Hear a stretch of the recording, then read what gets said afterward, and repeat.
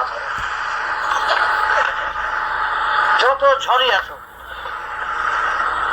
আমি তো আমার তরফ থেকে আমার অ্যাসিওরেন্স তোমাকে দিয়ে দিলাম যে জীবনে কারো ক্ষমতা নাই, কোনো কেউ কারো ক্ষমতা নাই, কোনো অনন্ত জগতের সব, যে তোমাদের তবু আমার বিদ্বেষ পোষণ করা, এটা তোমরা জেনে গেলাম।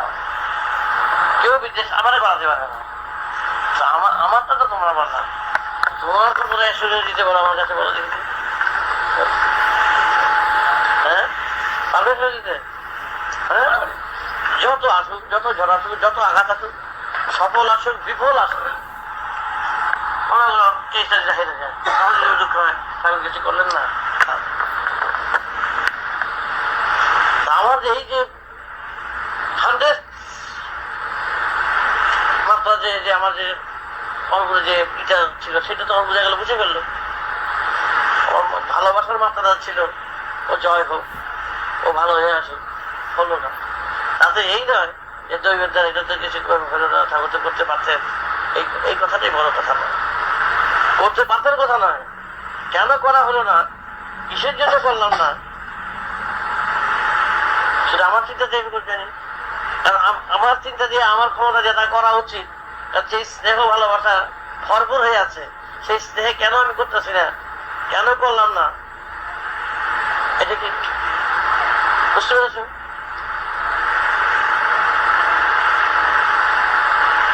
কত রকম অসুবিধা, কত রকম আঘাত আসবে জীবনে, কোনো আঘাতে যেন মনের কোনো তোমাদের যেন পরিবর্তন না হয়। ঠাকুর তো দেখলেন না, ঠাকুরের মধ্যে নির্ভর করে আছে। ঠিক তো আমিও, তোমরা এক দৃষ্টিতে তোমরা চিন্তা করছো, আমার দৃষ্টিতে আমিও আমার চিন্তা করার মতো, আমি চিন্তা করবো আমার দৃষ্টিতে, সেটা কৈফিয়ত দিতে হবে বা বলতে হবে, সে প্রয়োজনে তো আমি বোধ করি না। যদি এই বোধ আমার আসে যে তোমাদের প্রয়োজন, প্রয়োজন, এদের জানিয়ে দেওয়া প্রয়োজন, এই কথাটা কখন আসে? তোমরা মনে কি ভাববে, তখন এই কথাটা আসবে যে তোমরা কিছু কি ভাববে, ওদের জানিয়ে দিই। আর আমার যদি একটা বাচ্চা শিশুকে কৈফিয়ত দিতে হয়, সে জলেই ফেলে দেবে, সাপ দিয়ে ফেলে দেবে, ও তো কিছু জানে না, ও তো এইভাবে কুলে দিতে আমি রাখছি। ওর কাছে তার অভিভাবক, তার পিতা মাতা যেরকম ভাবে তাকে রাখে, ও তো সেভাবেই আছে। আমার চিন্তা দিয়ে যদি সেভাবে চলি, একটা ভানু বা বিজু বা অমর, আমার যেভাবে রেখেছি, কে যেভাবে রেখেছি, আমার বাচ্চা, আমি কিভাবে রাখবো আমার চিন্তা। সে যে হাত থেকে পড়ে যায়, ব্যথা পেলো, এটাকে এই হবে যে ইচ্ছে করে ফেলে দিয়েছি, এটা ভাবাটা তোর তো খেলে বাবা। সুতরাং আমার সাথে তোমাদের যে অন্তরের সম্পর্ক, আমি এই প্ল্যাটফর্মে শুধু সীমাবদ্ধ রাখতে চাই না। জন্মান্তরের কথা বাদ দিলেও তোমরা তার কিছুই জানো না। তো তোমাদের বাবাকে যদি তোমরা চিন্তা করো, এটা তো তোমরা বুঝতে ভুল হবে না, বাবা তো এই বয়সে থাকবে। আর এটা তো গল্প না যে আমার পরিচয় যে না পেয়েছে কেউ শিশু বয়স থেকে, এটা সবাই তোমরা জানো, এবং বহু প্রমাণ তোমরা, যেমন মাস্টারই রয়েছেন, এরপর আর কিছু প্রমাণ নাই। ছোট বয়সের যে মাস্টার আমার বলেছে তিনি রয়েছেন, যিনি বাচ্চা বয়স থেকে এরকম। সুতরাং 7 বছর বয়সে আদি বেদের কথা কেউ বলতে পারে অনর্গল ভাবে, গল্প নয়, কল্পনাও নয়, অজস্র প্রমাণ যারা আমাকে কুলে পিঠে করে মানুষ করে। আরে শেষ বেলা গেদি জিনিসে বেলে ঘাটা আসলে দেখি পেটটা ব্যথা হলো, তোমার পেটটা সবাই থাকে না, গেদি সে কুলে করে আমার মানুষ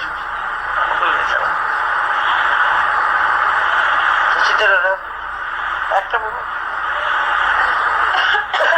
আমাকে দিয়ে একটুখানি তোমরা ধরে নিতে পারবে যে কিছু না করে এলে 5, 6, 7 বছরের শিশু পক্ষে সম্ভব নয় এগুলো আয়ত্ত করা। 5, 6 বছরের শিশু আয়ত্ত করতে পারে? সে না, সে কি ম্যাজিক 5 বছরের শিশুকে ম্যাজিক দেখাতে পারে? 5 বছরের শিশুকে কোনো ধরন করতে পারবে? ঠাকুর বইটা সে বুঝে দিতে পারবে? 5 বছর শিশুর পক্ষে কোনোটাই সম্ভব নয় বাস্তবে। তার উপরে একটা ফেলে দিয়ে যে কোনো বিচার করবে, এই ব্যাধি দেখাইছে না হিপনোটাইজ করছে না সে 10 বছর, কোনোটাই তো তখন তার সেই বুদ্ধি তার নাই, থাকতে পারে না। 5 বছরের বাচ্চাকে দাঁড়া করে দেখবে, তোর বাচ্চার বয়স কত? হ্যাঁ, চিন্তা করে দেখ দেখি, তোর বাচ্চার বয়স আর 15 বছর আমি দীক্ষা দেওয়া আরম্ভ করেছি। সেই যদি বুঝে দিতে বাচ্চারা ধরলে বুঝবি যে আমার বাচ্চারা দেখতেছি। এই 4 বছর 5 বছর যে দীক্ষা দিছে, দীক্ষা দেওয়া শুরু করছে, এইখানেই তো আগের প্রস্তুতিটা এখানেই তো ছিল অনেকদিন আগে। 4 বছর সে প্রস্তুতি, তার আগে 2 বছর আগে বছরে, তার আরো আগে প্রস্তুতি না থাকলে 4 বছরের বাচ্চাকে দেখলে তুমি বেশ ভালো বুঝে দিতে পারবা না। হাতে করে বয়স 4 বছর হাতে করে দেয়। চিন্তা করছো তোমাদের চলার পথে বাস্তবে অনেক সাকসেসফুল হওয়া উচিত, অনেক কাজে সাকসেসফুল হওয়া উচিত। যেটা মনে করো এটা হলে অনেক ভালো হবে, এটা মনে করো এই কাজটা হলে ভালো হবে, ঠাকুর নিশ্চয়ই দেখবেন, ঠাকুর যখন আছেন নিশ্চয়ই সেটা সফল হবে। তোমাদের চিন্তা দিয়ে তোমাদের চিন্তাধার কথা বলে যাচ্ছে, তাদের কোনো রকম অসুবিধা নেই। তোমাদের দিচ্ছি যা কিছু ছেলে হয় না, কেউ ছেলে চায়, পরীক্ষা দিচ্ছে পাশ করতে চায়, স্বাস্থ্য খারাপ সুস্বাস্থ্য চায়, ব্যাধি আছে সে মুক্ত হইতে চায়, কেস আছে সে কেস খারাপ হইতে চায়, যেতে চায়। হাজার রকমের সংসারের হাজার রকমের চাহিদা ঠাকুর আছেন করেছেন, ঠাকুর করে দেন, করেছেন, অনেক করেছেন। কথাগুলো বিধান, তোমাদের বিধানদারে, ডাক্তার বিধানদারে তুমি ফিস দিয়ে নিয়ে আসলে, শিলনোয়াটা দিয়ে দিলে বিধানদারের কাছে, তারপরে ফিস দিয়ে আনছি, এই লঙ্কাটা বাইটা দিয়ে লঙ্কাটা, তার লঙ্কা বাটতে হবে না, কিন্তু লঙ্কা বাটার জন্য তাকে জানো নাই। তারা যে লঙ্কা বাটার কথা বলো সেগুলোই কি পাবো আইলাম রোগ সারাতে, আর এই লঙ্কা বাটা, তারা যে লঙ্কা বাটানো যেরকম একটা অবান্তর কথা।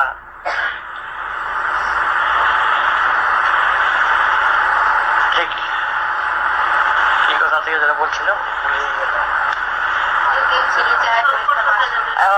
অনেক ছেলে চায়, হ্যান চায়, ট্যান চায়। আমার এগুলো অনেক করা হয়েছে, এগুলো করে তো শেষ করা যাচ্ছে না। আমার জীবনে যেই কাজটার জন্য আমি আসছি খালি বার্তাই বেটে যাবো খালি। এইগুলো দিয়ে যদি আমি বুঝলাম যে খুব উপকার হয়, শোনা হতে পারে উপকার করি না, এটা যে উপকার মনে করে, যে উপকারের অস্তিত্ব নাই, স্থায়িত্ব নাই।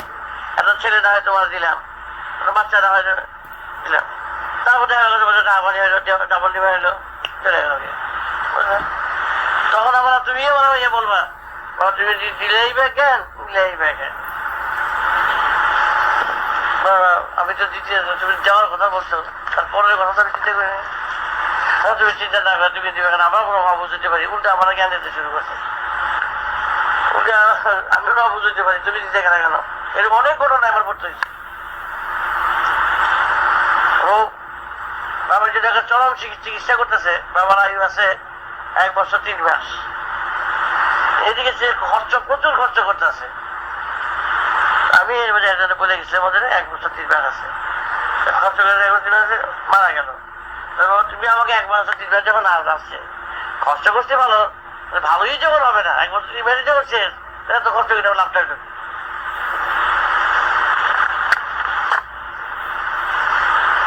তুমি তো জানতা, সবটাই তুমি জানতা, তুমি জানতা শুরু আরম্ভ হয়ে যায়। অনেক কথা হচ্ছে, এই তালিম দিতে গেলে কোনোদিনই এই তালি শেষ হবে না। এই প্রত্যেকের আশা পূরণ করতে গিয়ে যদি আমার কাজ করতে হয়, তা সব ফালাই দিয়ে এই কাজই করতে হবে। আমি যেই কাজ দিয়ে এত লক্ষ লক্ষ লোক সারাচ্ছি, মানুষকে ভালো করতেছি, এই কাজগুলোর একত্র করে যেই কাজটা করা উচিত, আসল কাজটা, সেটা তো আমার করা উচিত। ক্ষমতাটা আছে, এদিকে আমি ইচ্ছা মতন একেবারে টেবুলের মধ্যে গুটা করে বক্সিং শিখতে হবে, তাহলে ওটা সব ভেঙে যাবে, এতে অর্থ হয় না কিছু।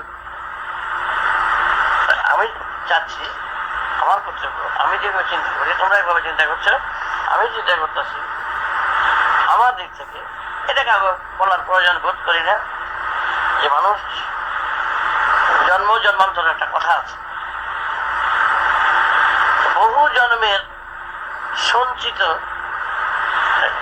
ঘরোয়া পরিবেশের কথা করছি, যেটা আমার দিক চিন্তা, এটা তোমার, এটা এই কথা আমি সহজে কাউকে বলি না, কারণ এটা কোনো কারণে বলি না। সেই এই কথা বহু সঞ্চিত যে ত্রুটিগুলো আছে, একটা জীবনের ত্রুটিগুলো যদি একত্র করা যায়, অনেক ত্রুটি, পিঁপড়া মারা ত্রুটি, মশা মারা ত্রুটি, এই ত্রুটিগুলো একত্র করা যায় তো স্তূপাঘাত হয়ে যায়। হাজার হাজার লক্ষ জন্মের ত্রুটিগুলো বাড়তেই আছে, আয়ের চেয়ে ব্যয় বেশি হয়ে যেতেছে না। এই ত্রুটিগুলো আবর্জনাগুলো পরিষ্কার না করা অবধি তুমি উদ্দেশ্যের পথ যেটা সেটা যেতে পারছো না, আজকে পারছো না।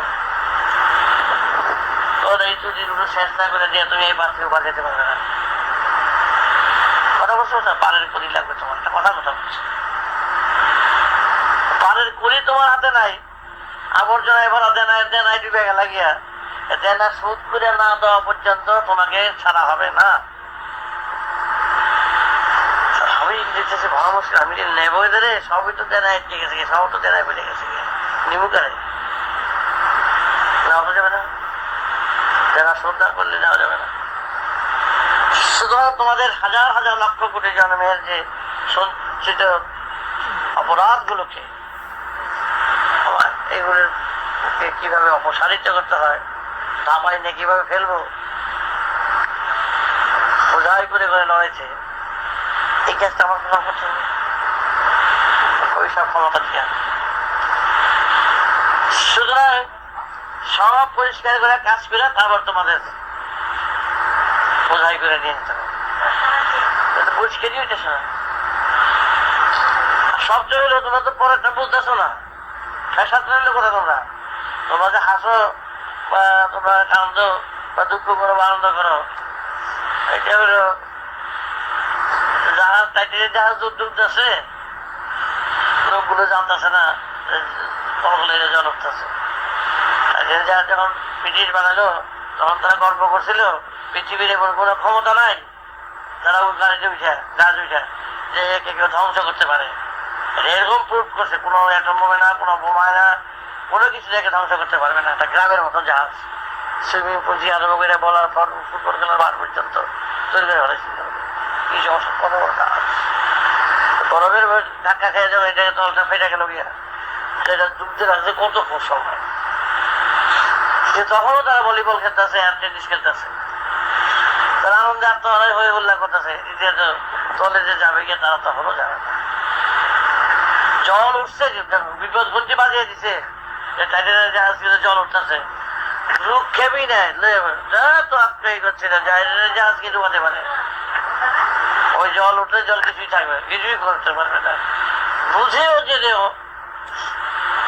তারা তাদের হাসি, তাদের আনন্দ থেকে বঞ্চিত হতে পারবে না। সেটা জাহাজ তলিয়ে গেল। এরকম জাহাজ আজও হয়। তাই তোমরা যেভাবে হাসো, কাঁদো, দুঃখ করো, ব্যথা করো, তোমরা একেবারে সব জানায় নিলামে সব নিয়ে যাবো তোমাকে একেবারে। বেহুশ ভাবে চললে পরে তহবিলের মাল যাবে চলে, আগে গিয়ে শিখে নাও রে গুরুর কাছে তো গামদারি। কথাটা মনে রেখো, বেহুশ ভাবে চললে পরে। তোমরা তো জানো না তারপরে কি হইতেছে, এটাই তোমাদের সর্বনাশের কারণ। তাই তোমার ইচ্ছা আমার যা খুশি করে যাচ্ছ, যা খুশি যা ভাবছ। আর এই মধ্যে আমি যখন কথা বলতে চাই তাও কথা বিকায় না, তার কারণ আমি তো প্রমাণ তোমাদের দিতে পারছি না এখন। আর প্রমাণ দিতে গেল একজনের না, দুজনের না, চারজনের, পাঁচজনের, 50 জনের, 5 কোটি লোকের প্রমাণ পাওয়া আমার পক্ষে সম্ভবপর নয়। তাই এই সাইডটা আমাদের ধার থেকে যাচ্ছে। ধার থাকলে কি হবে? মৃত্যু যে আছে এটা তো জানো, সেটা যা জানো সে তো অন্তর থেকে সেটাকে ফুটিয়ে তুলতে পারছো না। মরবো মরবো মরবো এই কথা বলেছে, মরবো কি যে মন বের করে তাকে ডুবিয়ে দিবে, এটা তোমরা তো ভিতর থেকে দিতে পারছো না। তোমার চিন্তা করে দেখো তো, মৃত্যুটা যে তোমার যে আছে, এইটা অন্তর থেকে তোমরা বলতে পারছো কিনা? নিজের মৃত্যুটা জানো, সেই কথার বেশি তার অন্য করে জানানোর দরকার নাই। ওরা এটা আমাকে বলবে, আমরা অন্তর থেকে বুঝতেছি যে মৃত্যু আছে। ম্যারেজ মডেল এইভাবে জানলে চলবে না। ইংরেজি আছে ম্যারেজ মডেল, এটা হলো ওই ধর সকল পাতা খেয়ে সরকে যা, ধর সকল পাতা খেয়ে সরকে যা, ম্যারেজ মডেল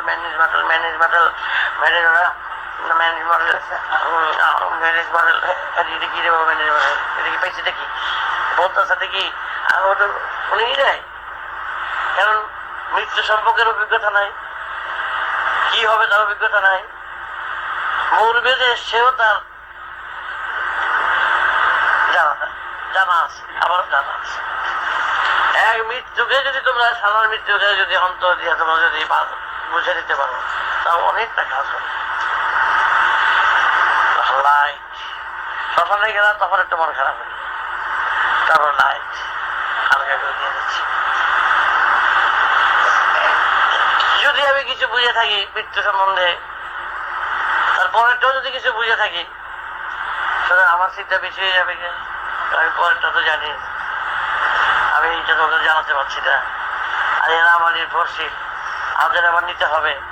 সুতরাং এদের সঙ্গে তাল দিয়ে চলতে গেলে ডুবে যেতে হবে, তাহলে আমার নিতে আর পারবো না, আমার তাড়াতাড়ি নাচতে হবে।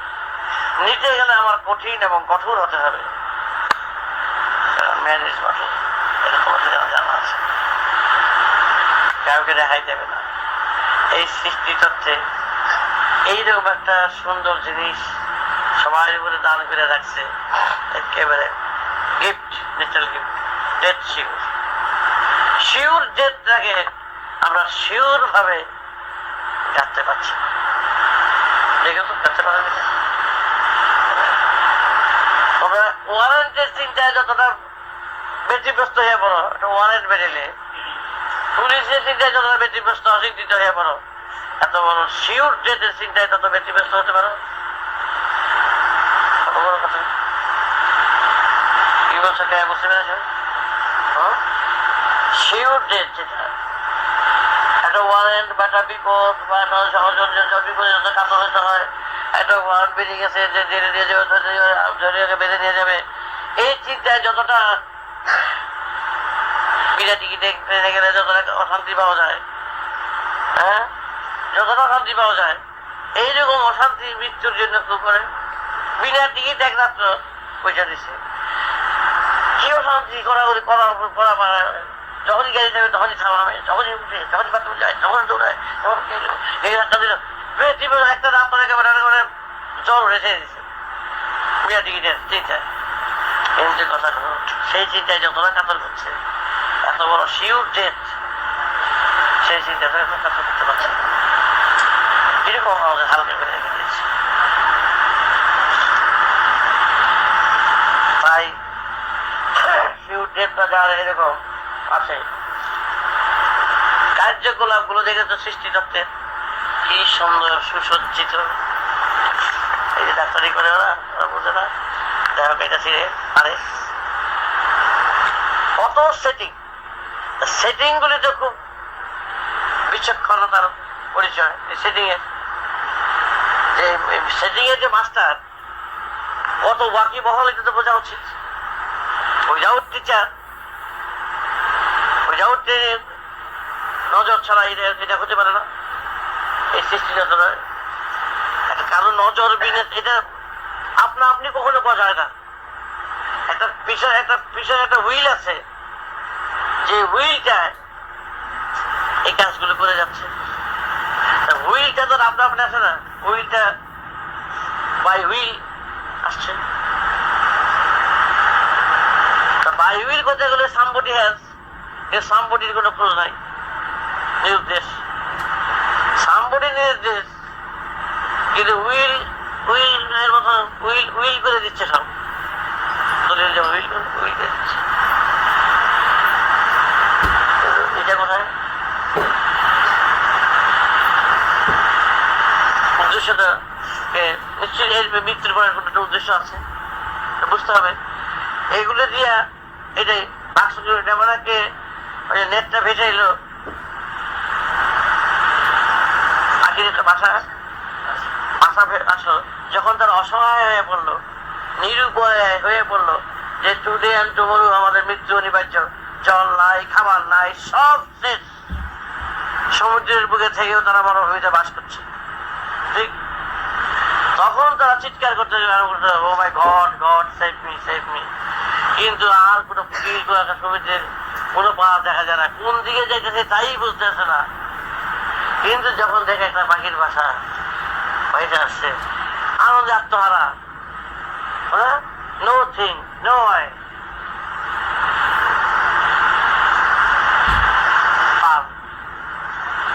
নিকটে। হ্যাঁ, কারণ এটা যখন এরকম দেশের ভাষা, এটা ভাইটা আসছে বহু দূর চলেছে, ওই পথ দিয়ে যেতে ব্যবস্থা, যেটা ভেসে আসছে ওই পথ দিয়ে যেতে যেতে পার পেয়ে গেল। তোমরা যে হারা উদ্দেশ্যে যাবে, কোথায় যাবে তা তো তোমরা জানো না, কিন্তু তোমাদের নেটটা কোথায়? নেটটা হলো এই যে প্রকৃতির সুসজ্জিত সাজানো, এই যে তার সিম্বল, এই যে তার সিমটম, এই যে তার কারিগরি বিদ্যা, এই যে তার বিচক্ষণতার পরিচয়, দেখতে পাচ্ছ প্রতি কাজে প্রতি বস্তুতে অদ্ভুত।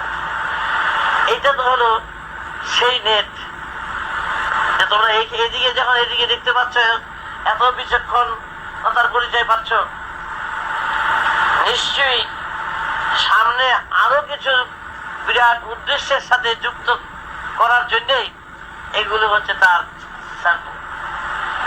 দৃষ্টান্ত। এই দৃষ্টান্ত দিয়ে তোমরা বিচার করতে হবে যে তোমাদের মৃত্যুর পর বা তোমাদের কোন উদ্দেশ্যের সাথে যুক্ত করতে চায়। এইখানকার ব্যবস্থার উপরে নিমন্ত্রণ খাইতে গেলে মনে করি ছোট ছোট পাত্রে 500 পদ দিয়ে দেয়,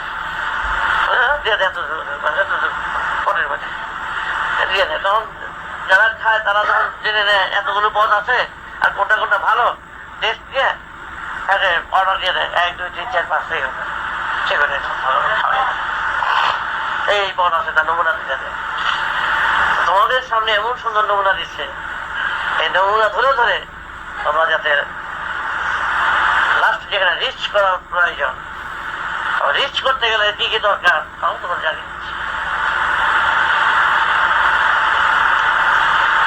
সুতরাং তোমরা তো তাদের ধরে না যাও, না বুঝো। অ্যারো সুন্দর অ্যারো দিয়ে দিয়েছে রাস্তা রাস্তায়, এত ওর অ্যারো দিয়েছে, এই অ্যারো চিহ্ন তোমাদের কত সুযোগ করে দিচ্ছে চলার পথে। তার থেকে আমরা যদি বঞ্চিত হয়ে থাকি খুবই দুঃখের বিষয়। কিন্তু যদি সেটাই যদি যেতে থাকি, আমার বাচ্চা বয়স থেকে আমি যদি বুঝে থাকি এই অ্যারো দেওয়া আছে, এই অ্যারো মতো সবাইকে নিয়ে যেতে হবে, এখানে মাথা রাস্তা থাকে না, এরকম এরকম এদিকে আমরা সেই পথের সেইভাবে যদি এগিয়ে চলি আর এগিয়ে যদি নেওয়ার চেষ্টা করি, নিতে গেলে কি কি দরকার, কি কি বর্জন, কি কি রাখা দরকার, কি কি ছাড়া দরকার, সেগুলো যদি তোমাদের আইনের মাধ্যমে গন্ডি দিয়ে দেয় যে এইভাবে তোমরা চলবা, এইভাবে কাজ করবা, এই গন্ডি বেঁধে দিলাম, এই গন্ডির বাইরে যা কিছু আসুক ছুঁড়ে চলে যেও না। তাই সীতাকে সেইভাবে গন্ডি দিয়ে রেখে গিয়েছিলেন যে যতই আসুক, যেই আসুক, তুমি কথা বলো গন্ডির মধ্যে থেকে, গন্ডির বাইরে যেও না। কিন্তু সীতা সেখানে ভুল করলেন, যে কারণেই হোক ভুল করে তিনি গন্ডির বাইরে গিয়ে ভিক্ষাটা দিলেন। কাণ্ড বেজে গেল। তোমাদের কাণ্ড তো বাঁচবে এইভাবে যদি গন্ডির বাইরে গিয়ে, আর গন্ডিতে থেকে যে দুঃখ, ব্যথা, অশান্তি সহ্য করা, সেটা অনেক সুন্দর।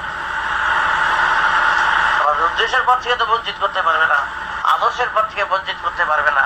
তোমরা এখানে যে মায়া, মোহ, ভালোবাসা প্রতিষ্ঠা করতে চাচ্ছ, কল্পনার বাসা তৈরি করতে চাচ্ছ, রাজপ্রসাদ তৈরি করতে চাইছো, এখানে একেবারে আত্মীয়তা, আন্তরিকতা যে দেখাতে চাচ্ছ, নেচার বলছে আপত্তি নেই, সবই করো, ভুলে যেও না এর একটা তোমার যত যা কিছু করতেছ, না বাবা, না মা, না স্ত্রী পুত্র, না কিছু একটাও নেই। যতক্ষণ আছে ততক্ষণ ধরে রাখার চেষ্টা করছে, তারপরে কিন্তু সব ফাঁকা। নারদের যে আস্ফালন হয়েছিল, একজনে বলছিল নারদ দেবশ্রী তুমি শক্তির বাহাদুরি করছো, তোমার চেয়ে বড় বাহাদুর লোক আছে, আমার চেয়ে বড় বাহাদুর কে আছে? মহামায়া। মহামায়া আমার কি করতে পারে? আমিও দেখাই দেবো, তুমি মহামায়ের কাছে যাও, তারা দেখাই দিয়ে আসে। ঠিক আছে, আমি মহামায়ের কাছে যাই। মহামায়া শুনি খুব একটা একেবারে সাংঘাতিক মহামায়ের কাছে গেছে, বলে মহামায়া সুন্দর ভাবে বসে আছে। নারদ বলছেন, এই মহামায়া বলছে, কি দেবশ্রী কেমন আছো? আচ্ছা, আমি আছি, ভালোই আছি, বেশ বেশ বেশ খুশি হলাম তুমি যে আমার রাজত্বে এসেছো।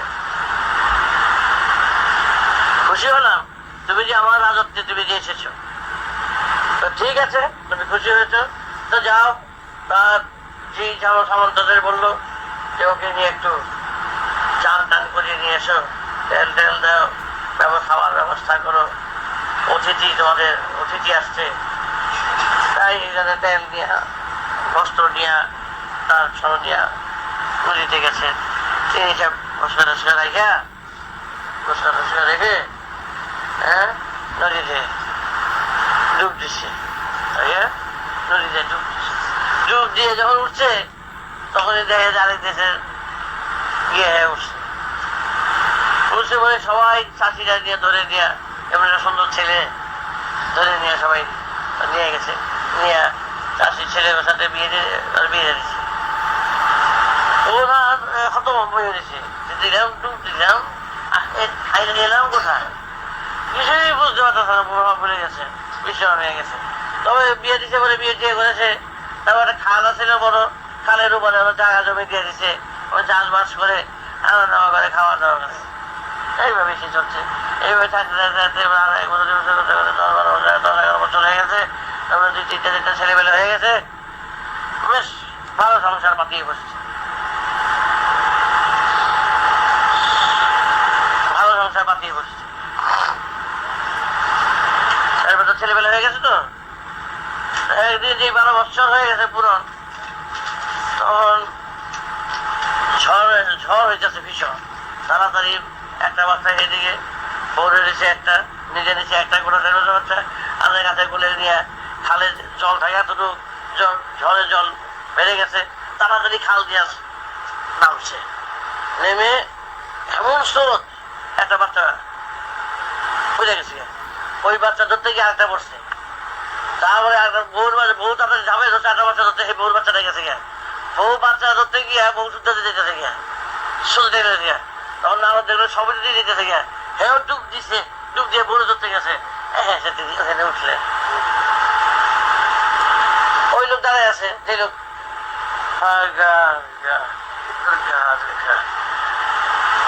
সন্ধান করে গেছে, ঋষি বেঁচেছে, এক ডুবের ব্যাপার তো মহামায়ের কাছে গেছে।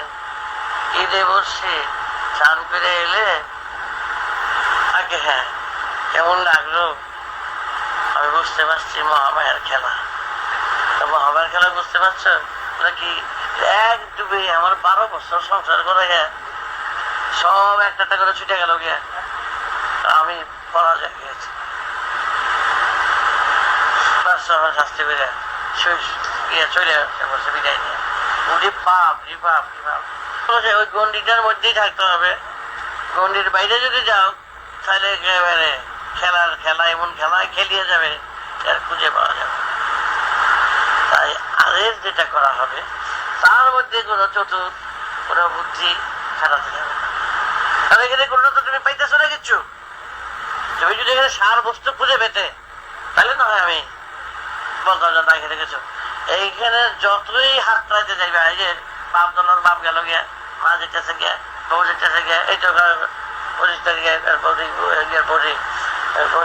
বৌদি পাঞ্জাবি চলে গেল, কদিন আগে মা চলে গেল, রানীর কদিন আগে বাবা গেল গিয়ে, যদি তো কদিন আগে মা গেল গিয়া, আমার বাবা গেল গিয়া, একটা বোঝা যায় না।